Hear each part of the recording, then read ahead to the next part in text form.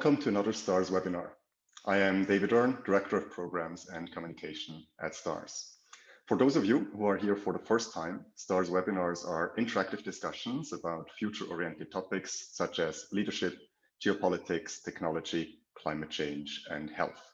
A select group of people is attending the webinar live, asking their own questions, and hundreds more watch webinars later on as STARS Insights or on YouTube. Good morning, good afternoon, and good evening to all of you. Today, we talk with Deanna ONG about her personal leadership experience, the impact of technology on the future of work, and leadership qualities needed to thrive in the new normal. Deanna is Chief People Officer of Singapore's sovereign wealth fund, GIC. She has served in that role since 2017, overseeing human capital strategy, talent management, leadership, and organization development in GIC. Deanna has previously been responsible for human resource and organization and corporate governance since 2012. From 2009 to 2014, she headed the finance group responsible for financial management across GIC's portfolio.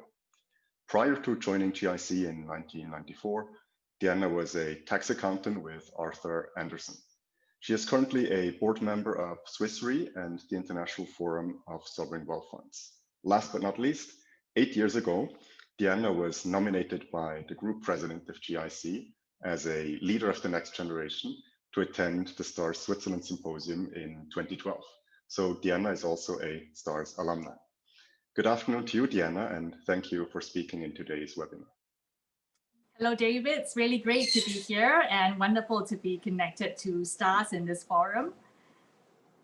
We now have 30 minutes to discuss with Deanna.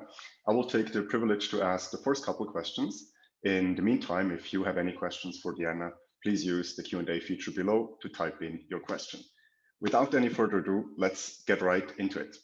And let's start with the elephant in the room, COVID-19, and what it means for post-pandemic leadership. Deanna, how has COVID-19 impacted your own work routine? And from the HR perspective for GIC as a global company, what have been the biggest changes caused by COVID-19?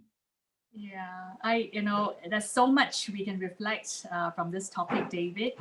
And to me, I think change can happen faster than we expect. But I also believe at the same time that the human spirit is stronger than we think because the COVID breakout has really disrupted economies, our livelihoods, social norms with all the lockdowns, with the safe distancing measures.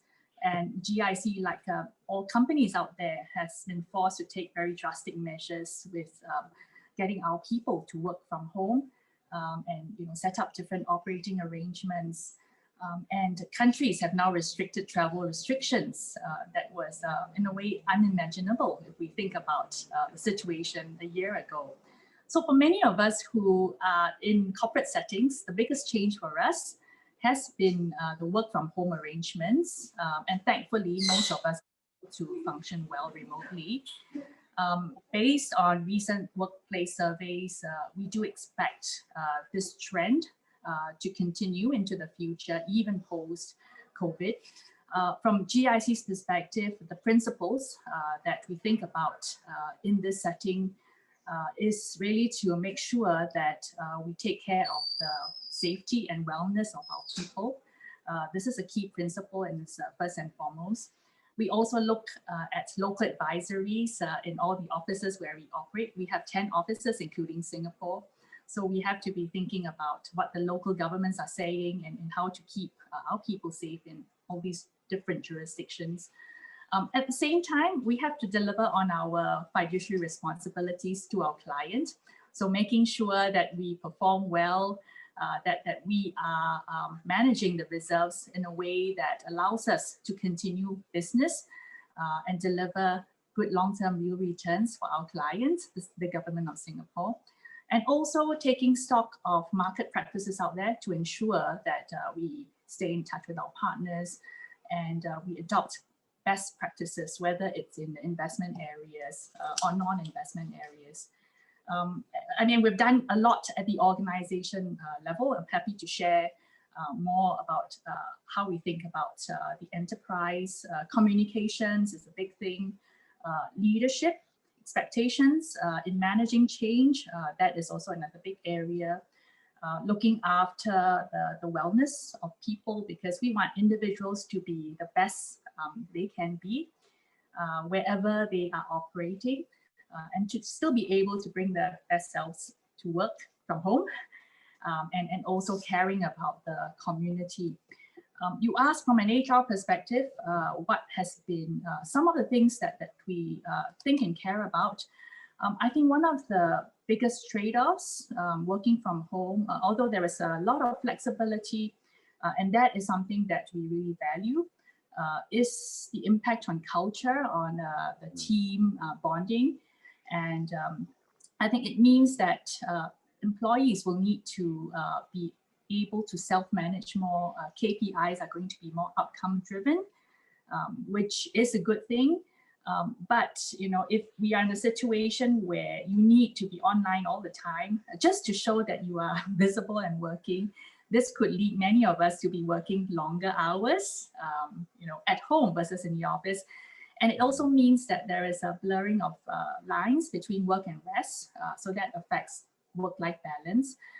And for new people who are joining the organization, for junior colleagues who benefit a lot more from guidance, from establishing social connections, the informal water cooler talks. We are missing these chance collisions that happen in the workplace that would enable working relationships to be strengthened. So I'll pause here and see if you've got any reactions, questions from what I've said so far. I'd like to dig in a bit more into what you just said about working from home or working remotely as a key feature of doing business during the pandemic. What is your own experience of leading teams remotely, and what are the key factors that make those remote teams successful? Yeah, I think this unusual conditions impose a lot more demands on leaders, on teams, and also on individuals. And the way we think about engaging people during a time like this is to be very personal, and to still provide that kind of clarity on the goals that need to be delivered, to ensure the sustenance of high performance. But at the same time, it's showing a lot more care, enabling people to be equipped in order to still do the work well. So I think about it in different levels. For leaders, it is about exercising situational leadership a lot more. And this means being open to perspectives of others, to make right decisions as a group, because we're all trying to navigate the uncertain times, and having to look beyond well-trodden paths, where you have a lot of different scenarios, different possibilities. How do you identify the opportunities out there? How do you actually adapt to the changing world realities? And this requires a lot of courage from leaders, to take risks, to innovate at the same time, and also to know that they don't have all the answers, but at the same time to be able to harness the knowledge from people in order to bring them along for this journey.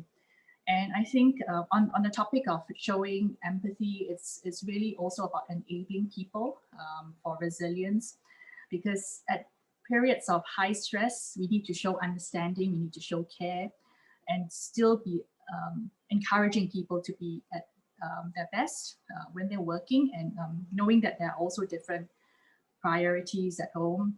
And we talk a lot about wellness and energy, different dimensions of physical wellness. We care about mental wellness in order to focus on the kind of decisions and things that we have to do.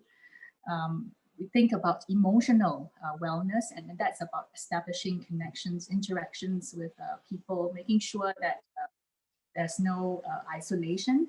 And it goes back to what is our purpose, right? Purpose in the workplace, ensuring that we know that we are able to deliver well on the mandate of the organization, but at the same time manage personal priorities and family priorities. For teams, I think it's also important at the individual level to understand why we need to respond to changing times, what is required from the individuals and how it can be done. And I believe how it can be done is by leveraging strengths of people to make a difference. And if we are clear and aligned on the team priorities, and we're able to say, you know, what success looks like coming out from the other side, I think that is inspiring for people. So at the GIC level, we've had to talk about, okay, how we can operate in the new norm, and basically to value people as part of the journey. I think it's also important to build good working habits, and that means having honest conversations with people so that we're able to solicit different views to make the best decisions as a team. It also means continuous learning to be able to do after action reviews, reflections on what's going well, what's not going well, so that we can adapt and experiment along the way, because we're all trying to navigate these uncertain times together. Maintaining high trust relationships, showing respect for people, inclusiveness for different views. I mean, these are things that you do in good times, and these are things that you do even more in not so good times. We had also put out a playbook for our people, because we realized that during the period of lockdown and restricted mobility, people were working a lot more longer hours at home. And also having to deal with the stress, anxieties of caring for the families. So we went back to our playbook of A, B, C, D, E. A stands for being adaptable to new circumstances and embracing new ways of working. B is about balance, and that means setting boundaries for ourselves, work-life balance, when you would switch on and switch off, so that you ensure that you keep well and rest well. Connecting with others, that's important, and it has an impact on culture. So we in a work from home setting, you would use Zoom a lot more to stay in touch, but not just for meetings and discussions, but come together for a Zoom chat, Zoom drink. We had bring your pets to work over Zoom. And that was really fun because it breaks down barriers, and it's at times like these that really there are joys that come out, the silver linings of the situation, and switching on our videos so that when you see faces, I think it's also quite uplifting. So C is for connections. D is for delivering on outcomes. We have to ensure that the goals are clear, that we continue to provide good status updates, time management, and equipping ourselves with the right tools and technology to stay productive. And E stands for energy. It's something that I really believe in, and that allows each of us to stay well. The 4 dimensions of energy are physical energy, keeping up mental energy, emotional energy. The last one is spiritual energy, which we've actually positioned as having personal values to guide and anchor the way we work, the way we live, the way we connect with one another, and being authentic in the way we relate as a team. So I'll pause here and see if you've got any reactions from that. Speaking of good times and bad times, what features of doing business in the COVID-19 era do you also expect to survive into the post-pandemic era, into better times? Yeah, I think through good and bad times, we have to stay anchored on our values and our purpose. That guides the way we work, that guides the way we live. So having, in GIC's context, our prime values remain a compass for how we make decisions, how we think, how we feel, how we act, while this whole crisis has really heightened GIC's purpose, given that we preserve and we enhance Singapore's reserves. At the same time, it brings up a lot more new meaning, never like before. In the way, we understand how the returns that we generate from the portfolio go, and make a difference to the Singapore budget, especially on a rainy day like this, and it makes a difference for the community. So these are the kinds of things that don't waver: the values, the purpose, the ambitions that we have for us as an organization, and how we have to ensure that we stay resilient as an organization. So taking a long-term perspective in the way we manage the portfolio, taking a long-term perspective in the way we think about navigating, things like personal plans. And there are things that we do sometimes that are urgent, but less important. It's good to always take a step back to think about what's important, but less urgent, and to make time for it.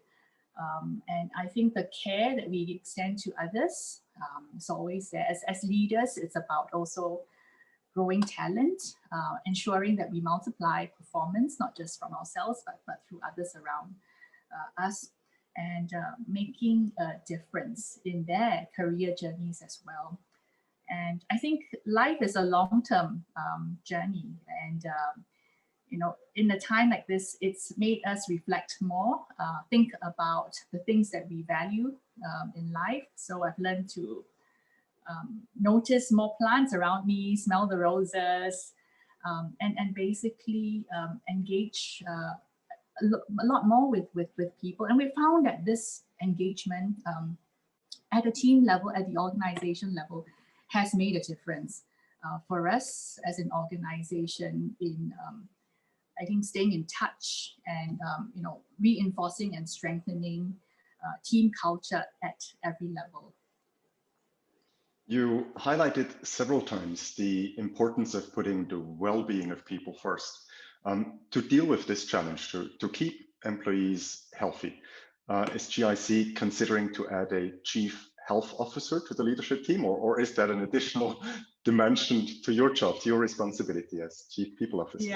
Yeah, it's certainly my role, and I must say it's the role of every people manager out there.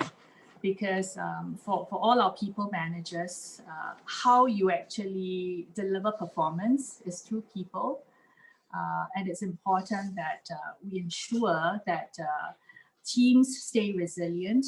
So it's really about making sure that individuals are equipped with the right skills, are equipped with the right tools, and that they have that time and space to also innovate in order to do their work better. So we think about this in terms of building capabilities for the future and ensuring that our people are always well equipped. Some people argue that the post-pandemic era demands a different kind of leadership. Would you agree with that?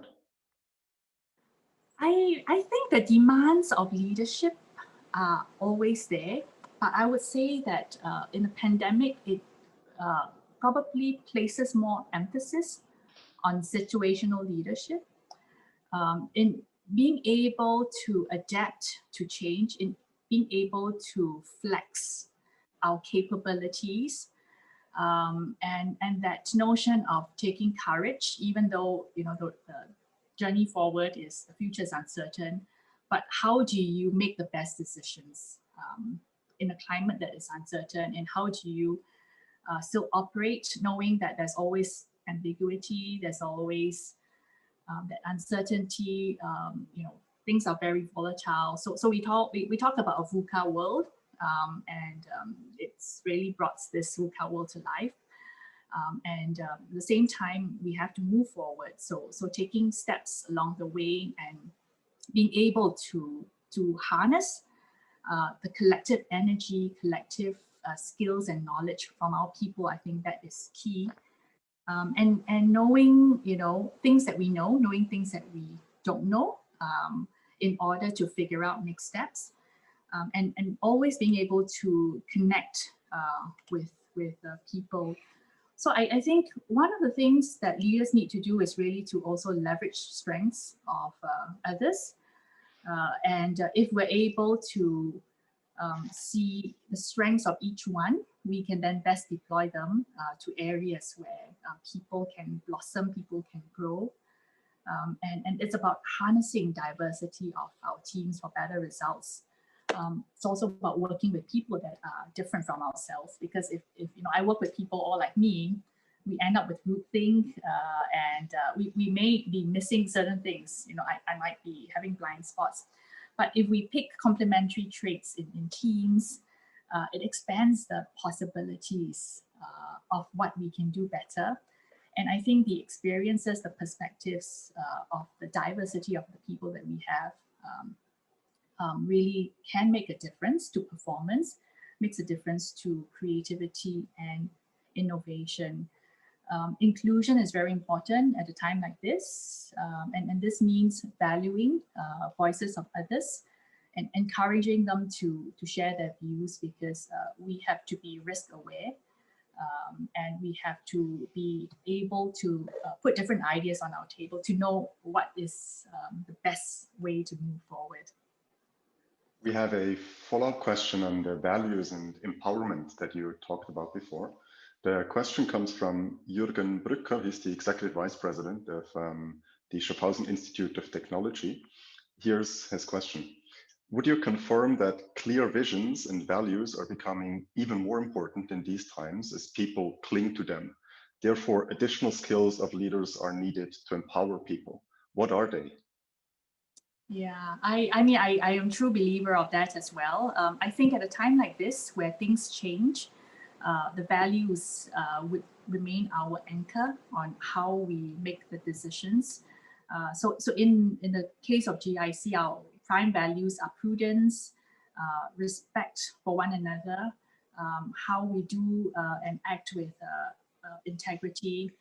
We believe in merit, and that's about fairness to everybody in the organization. And the E stands for excellence. It's making sure that we are the best of ourselves, and as teams that we continue to live and work with excellence. And I think these are the evergreen sort of values that would not change in any situation. Empowerment, I think, is a very powerful thing, because we can't do everything ourselves. And in a world where the knowledge is all distributed, the skills are all distributed, I think empowering others also means trusting them to do more. And that is the way that you would unlock performance in the organization. That is how you would also think about building talent for the future. Because if you don't let go as a leader and empower the people, they are not going to be able to experience, get the exposure. But I think trust is essential. And when we think about trust in the organization, I'm reminded of a formula. I read this was first introduced by David Meister. I don't know if you heard about it, David, your namesake, but he had this formula in his book. It's called The Trusted Advisor. You need to trust someone to empower them, and how, as individuals, we earn that trust is through credibility, through the reliability, through the intimacy, right, of our working relationships. So it's on the numerator, you have credibility, reliability, and intimacy, divided by self-orientation. So if we are credible, we know our work well, we hold ourselves accountable, in addressing problems as they arise, we adopt a growth mindset. That's how we build credibility with our peers, our bosses. If we're reliable, it means taking actions, staying with our commitments, keeping our promises, doing what we say we will do. That builds trust as well. Intimacy is a function of the relationships that we build. It's about whether we entrust others around us, having that openness and transparency in relationships to be able to have great conversations, share what's going well and what's not going well. And then divided by self-orientation. That is the only denominator in the equation. And it's there because, you know, if a person is self-interested and they're only thinking about their own good, then, you know, that's too self-serving and it doesn't build trust. So I always think about this formula in how I can build trust with others around me. And that will naturally lead to empowerment.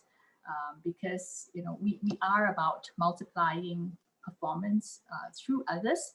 So I want to trust and at the same time be worthy of the trust. And I think that is a very powerful part of our GIC culture and also a very powerful aspect of long-term performance. We only have a couple minutes left, but before we wrap up, I'd like to zoom in a bit on the impact of technology on the future of work. I mean, even before COVID-19, new technologies and new ways of working were already impacting jobs. Obviously, automation and digitalization have significant implications. So how can employees ensure their continued relevance in the workplace of tomorrow? In other words, where do humans hold the advantage? In what ways are humans superior to machines? Yeah, well, I think man and machine are a powerful combination. Machine working on its own will not be as powerful. Humans on their own will not be able to have that kind of processing power with consistency and accuracy. So I think about it in terms of a great partnership between man and machine.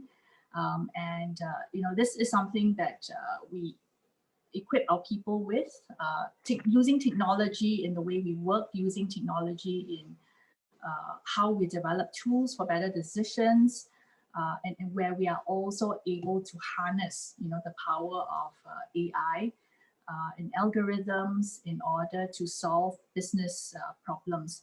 I think this whole technology transformation will continue to be a trend, and the trend is going to accelerate faster and faster. And key drivers that we have to think about are the integration of data analytics and automation in our workplace. So this means asking ourselves if we need new data models, and the data models that we have to be refined, right, to include new insights for decision making, in the same way that we had to think about different models after the great financial crisis, and the data and analytics would have to be recalibrated to reflect the post-COVID realities as businesses and markets will evolve with new models.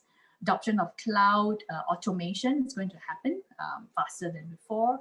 And we saw how change, you know, during periods of lockdown just got every organization to be able to pivot and work from home and still sustain what we had to deliver. I think we have to think about striving for higher productivity through technology. And this means what kind of costs are more flexible in the medium term, and thinking about how best to reallocate these costs, both to technology tools, as well as developing skills to deploy these tools so that we have a good combination of man and machine. Digital solutions will be adopted faster. And in this way, processes will be re-engineered. And we have to think about digital solutions in a new norm that can enable us to also engage and work better. And with all this, there's the cyber risk that will be escalated. And this is something that we think a lot about with digitalization. How do we manage cyber security risks, system vulnerabilities, data privacy concerns? So we always have to be vigilant and ensure that safeguards are in place. So lots there to unpack, and I think it's going to be a continuous journey for us. From your perspective as Chief People Officer, what do you see as the biggest challenge for this, what do you call the great partnership between man and machine? What's the biggest challenge for this new division of labor? Yeah, I think the challenges will be there, but I think of it in terms of what challenges we can control and do something about. And that's about the mindset of individuals. So how we can adopt a growth mindset in order to pick up new skills, in order to sustain that curiosity to always learn and develop ourselves in order to stay relevant. And that means also picking up some data skills. So I may not know how to code and build tools, but I need to be able to talk to someone who can do it. So for example, in our HR people function, we have people analytics, and this helps us to create dashboards with people data, performance data, in order to guide workforce management decisions. And it's very powerful. We were able to make better decisions in the process. A lot of our systems have been automated as well. And these ways, the channels of systems provide platforms for engagement as well. So these are just some of the examples we've managed to unlock, and there will be a lot more. I think the other bit is experimentation and innovation. That is also a mindset thing. It's about skills, but that goes to call on greater courage, greater openness, collaboration of people to come together, to be constructive, and to think about new possibilities.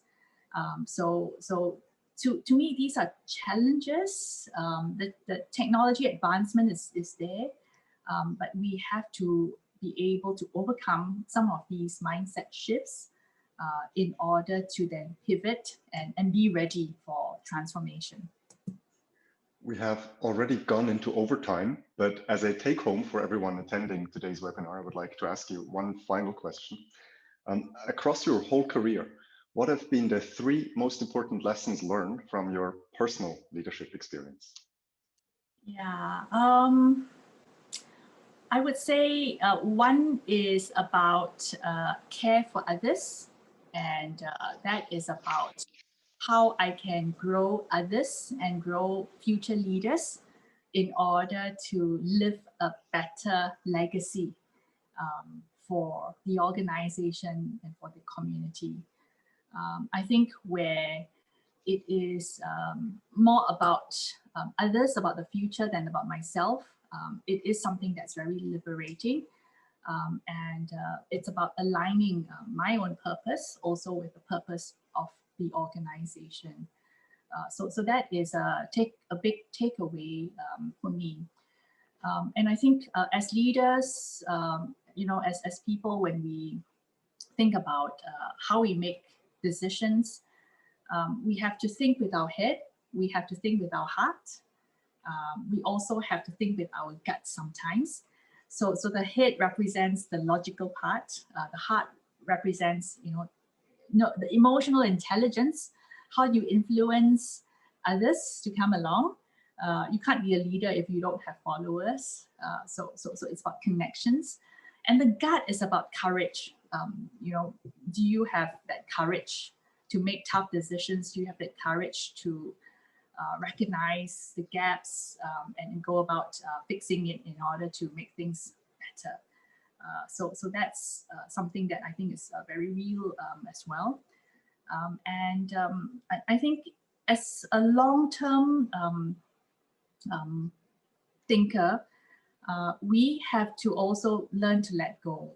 So when COVID struck, someone shared this quote with me. It was about, it's a quote by Corrie ten Boom. And it goes, worry does not empty tomorrow of its sorrow, it empties today of its strength, right?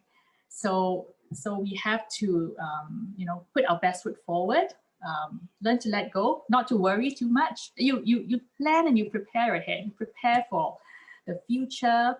You prepare for setbacks and failures, but you have to be willing to go on adventures. You have to embrace change. You have to use your judgment to anticipate and act. And this requires courage, but at the same time, change can be refreshing. Change liberates us to do new things. So it's to keep our spirits up, and basically think about staying anchored to our values so that we can deal with what's ahead, recommit to our goals, and really support others to make a difference to the communities. With that wonderful closing statement, I would like to thank you very much, Deanna, for sharing your insights with us. Thank you, Deanna. Thank you, David. It's been a pleasure, and really so good to see you over the camera. Thank you for moderating the session. I would also like to thank all our alumni who participated in this webinar. In the next STARS webinar on the 27th of November, we talk with Takehiko Tsutsui, Executive Committee member of JTI, a leading international tobacco product manufacturer, about his leadership lessons learned from working in a controversial industry. I hope to see you there. In the meantime, take care and stay healthy. Thank you and goodbye.